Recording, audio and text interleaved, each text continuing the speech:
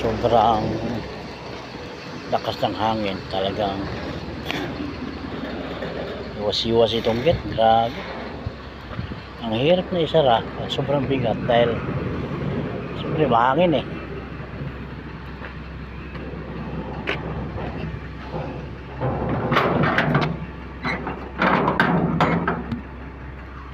Pero pag hinangin naman ako, isang ano lang, pag hinangin isang ano lang, tulak lang.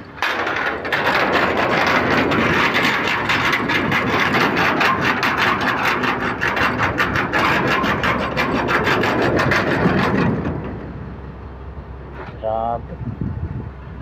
Ay naku, ang mabas din ah. Ayun ah,